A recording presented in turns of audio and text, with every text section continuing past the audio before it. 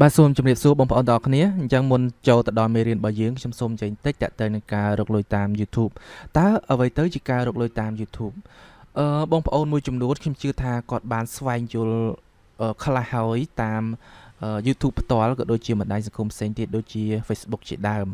មានការពន្យល់ច្រើនទៅលើបច្ចេកទេសផ្សេងប៉ុន្តែទោះជាយ៉ាងណាបងប្អូននៅតែពុំទាន់បានចាប់បានទាំងមូលថាគួរផ្ដើមពីចំណុចណាអូខេការរកលុយតាម YouTube ខ្ញុំនិយាយតែទៅលើបច្ចេកទេសទេការរកលុយតាម YouTube គឺផ្ដើមចេញពីការបង្កើត Gmail មួយហើយយើងយក Gmail នោះទៅបង្កើត Channel YouTube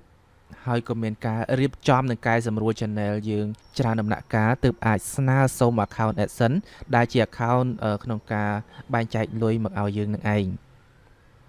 ដូច្នេះថាតើរបៀបនៅក្នុងការបង្កើតយ៉ាងម៉េចពីដំបូងការបង្កើត Gmail ហ្នឹងរហូតទៅដល់ការស្នើសុំ Account AdSense ជោគជ័យរហូតដល់ការ upload វីដេអូយ៉ាងម៉េចការដាក់ keyword យ៉ាងម៉េចហ្នឹងគឺមានពន្យល់លម្អិតនៅក្នុងវីដេអូបន្តទៅទៀតនៅត្រង់ចំណុចនេះខ្ញុំសូមបញ្ជាក់ទៅលើគោលការណ៍និង policy ថ្មីមួយចំនួន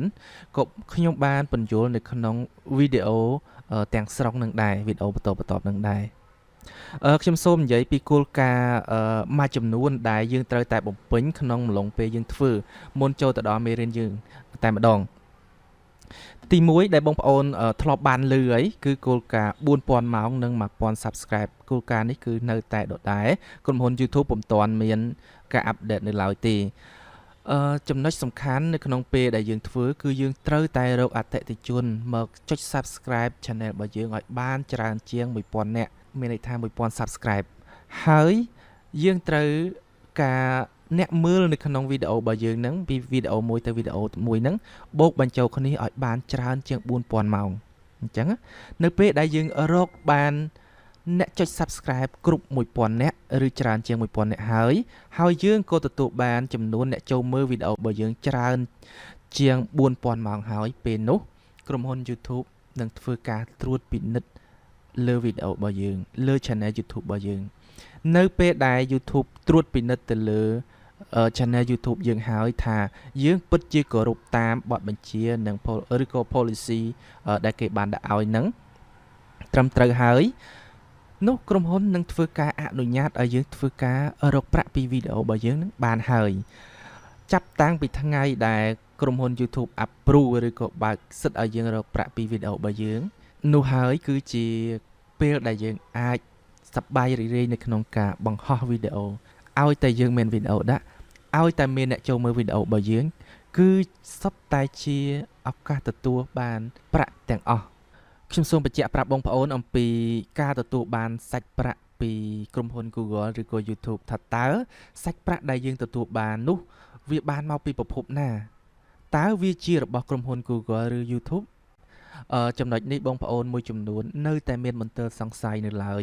ថាវាពិតជាអាចរកប្រាក់បានមែនឬក៏អត់ថាតើអ្នកណាជាអ្នកផ្ដល់ប្រាក់មកឲ្យយើងត្រង់ចំណុចនេះខ្ញុំជឿថាបងប្អូនមួយចំនួនគាត់នៅតែមានមន្ទិលសង្ស័យខ្ញុំសូមពន្យល់ប្រាប់បងប្អូនដោយងាយថាសាច់ប្រាក់ដែលយើងទទួលបាននោះវាមិនមែនជារបស់ក្រុមហ៊ុន Google ឬក៏ YouTube នឹងទេវាជាលុយរបស់អ្នកដាក់ផ្សាយពាណិជ្ជកម្មនៅលើវីដេអូនៅក្នុង YouTubeខ្ញុំឧទាហរណ៍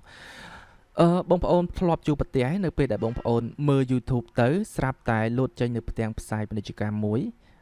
នឹងហើយគឺជាអ្នកផ្ដល់លុយមកឲ្យយើងខ្ញុំឧទាហរណ៍បងប្អូនបើកមើលទៅស្រាប់តែឃើញពាណិជ្ជកម្មមួយផ្សព្វផ្សាយពី promotion របស់ក្រុមហ៊ុន sach មានន័យថាក្រុមហ៊ុន sach បាន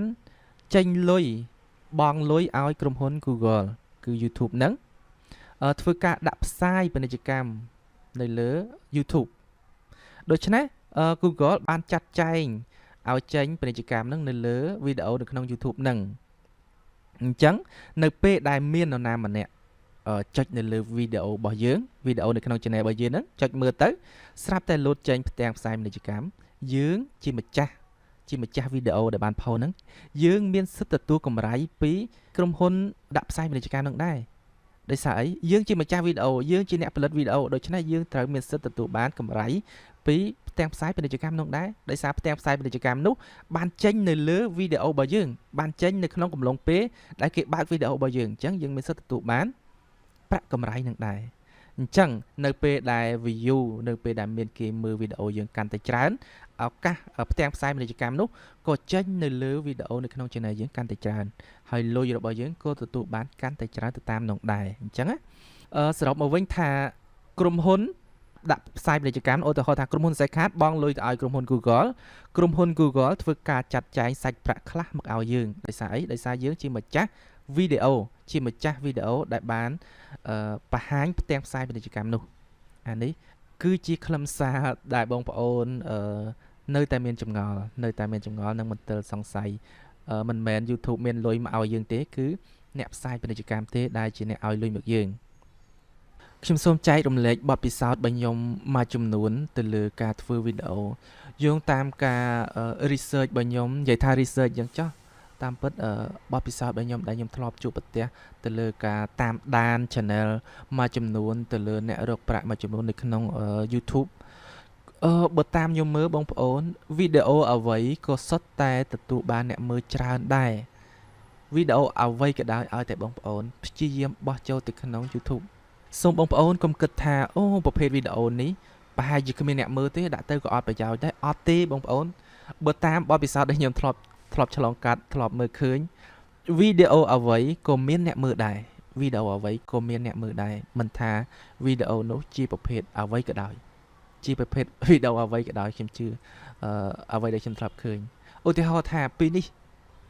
បងប្អូននៅស្រុកស្រែវីដេអូដែលបងប្អូនអាចថតបានមានតែការដើរជីកក្តាមប៉ុណ្ណោះវីដេអូជីកក្តាមក៏មាន fan ក៏មានអ្នកមើលដែរបងប្អូនវីដេអូប៉ះកង់ក៏មានអ្នកមើលដែរវីដេអូប៉ះម៉ូតូក៏មានអ្នកមើលដែរវីដេអូធ្វើម៉ូតូវីដេអូ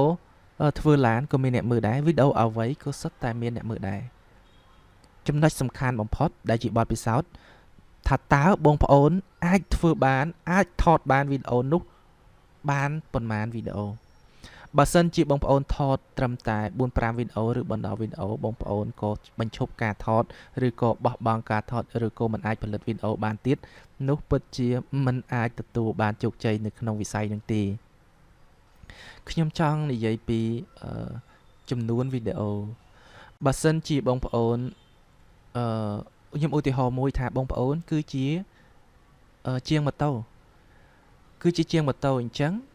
បងប្អូនពិតជាអាចផលិតវីដេអូដែលតាក់ទងនឹងម៉ូតូការធ្វើម៉ូតូនេះជារៀងរាល់ថ្ងៃហើយមិនចេះអស់ឡើយ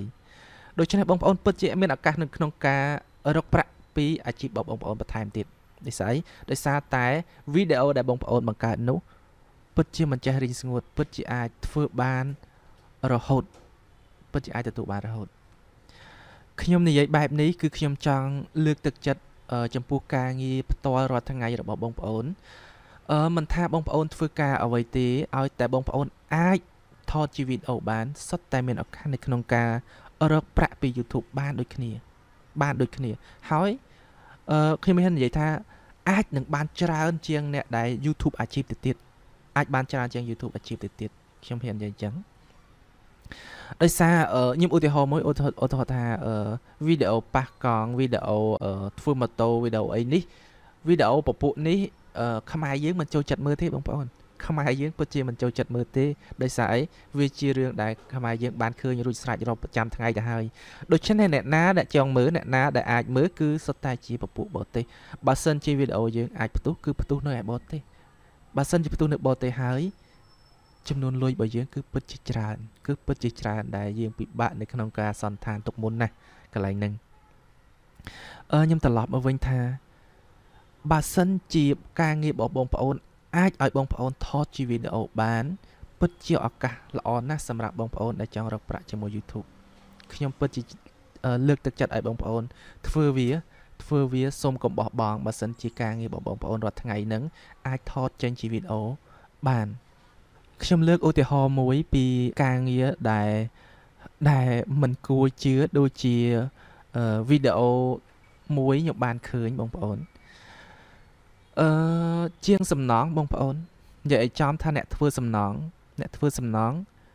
វីដេអូនោះខ្ញុំបានឃើញត្រឹមតែរយៈពេល2ថ្ងៃខ្ញុំឃើញមានអ្នកមើលរហូតទៅដល់ 73M ហើយវីដេអូនោះគ្មានអីពិសេសទេគ្រាន់តែគេយកស្លាបព្រាបៀកឈីជាងបន្តិចចូលទៅមើលគឺខ្លឹមសារតែប៉ុណ្្នឹងប៉ុន្តែតាក់ទាញអ្នកមើលមែនតើចូលទៅមើល channel របស់គេអញ្ចឹងចង់ទាញមកវិញថាទោះបីជាវីដេអូអ្វីក៏ដោយទោះបីជាបងប្អូនធ្វើការសំណងក៏ដោយធ្វើការអ្វីក៏ដោយក៏សិតតែអាចទទួលបានអ្នកមើលច្រើនអាចរកលុយពី YouTube បានដូចគ្នាគន្លឹះសំខាន់នៅក្នុងការរកលុយតាម YouTube គឺការផលិតវីដេអូឲ្យតែបងប្អូនអាចថតវីដេអូបានដាក់ជាប្រចាំកុំខ្លាចថាมันអាចរកលុយបានពី YouTube តែប៉ុណ្្នឹងទេគន្លឹះនៅក្នុងការរកលុយតាម YouTube អានេះជាកន្លែងដែលខ្ញុំចង់ចែកម្លែកទៅដល់បងប្អូនអញ្ចឹងយើងចូលទៅកាន់មេរៀនរបស់យើងគឺនៅវីដេអូទី2យើងចូលទៅធ្វើទាំងអស់គ្នាថាតើបច្ចេកទេសនៅក្នុងការបង្កើត channel YouTube ត្រូវការអ្វីខ្លះចាប់ផ្ដើមពីចំណុចណាយើងនឹងទៅធ្វើទាំងអស់គ្នានៅវីដេអូបន្ទាប់នេះអូខេសូមអរគុណ